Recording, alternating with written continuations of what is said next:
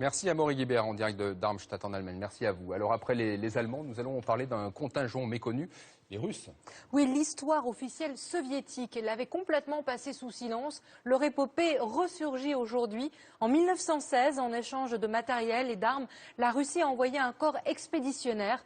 Aujourd'hui, leurs descendants et des historiens veulent rappeler leur bravoure et leur histoire. Éric Cornet, Georges Pinol. À quelques kilomètres de Reims, la plus grande nécropole russe du territoire français. 915 soldats reposent ici. Leur histoire est longtemps restée enfouie dans les méandres de la mémoire. Mais aujourd'hui, les petits-enfants de ces combattants de l'Est cherchent à retracer le parcours de leurs aïeuls. Voilà, donc cet homme faisait partie du 6e régiment d'infanterie spéciale russe, dont faisait partie mon grand-père, Simon Rikatchev. Et donc c'est quand même émouvant de s'arrêter devant un camarade de combat de mon grand-père. Voilà la baïonnette. Sa baïonnette, c'est à peu près tout ce qu'a laissé ce grand-père, décédé en 1968, 52 ans après des faits sur lesquels il est toujours resté discret. Voilà, donc mon grand-père, ici, avec son cousin, le capitaine Patrick. En 1916, Simon Rikatchev est intégré au corps expéditionnaire chargé par le tsar de Russie Nicolas II d'aller prêter main forte à l'allié français sur le front ouest. Mais pour eux, pas question de traverser les lignes allemandes. Alors, la première brigade s'engage dans un périple dantesque. Le 3 février, 8000 hommes s'entassent dans le transsibérien, traversent toute la Russie pour embarquer sur des navires.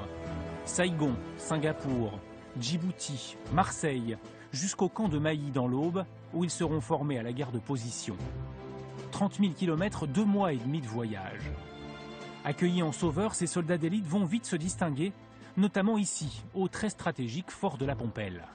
Si Reims tombait, avec la Pompelle, c'était la route ouverte sur Paris, sans protection. Donc c'était extrêmement important.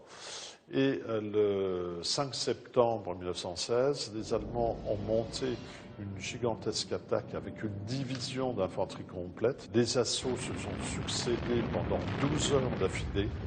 Et les Russes ont été intraitables, ont repoussé à chaque fois les Allemands avec des pertes très importantes pour les assaillants. Mais quelques semaines plus tard, la cohésion du corps expéditionnaire est anéantie par la révolution russe.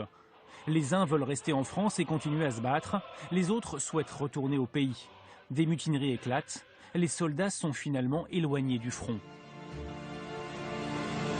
Il y a seulement 4 ans, un monument a été érigé au fort de la Pompelle.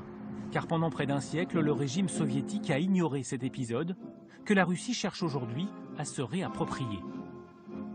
Dans les manuels d'histoire que j'ai connus quand j'étais enfant, on nous a enseigné que cette première guerre mondiale était une guerre impérialiste et injuste.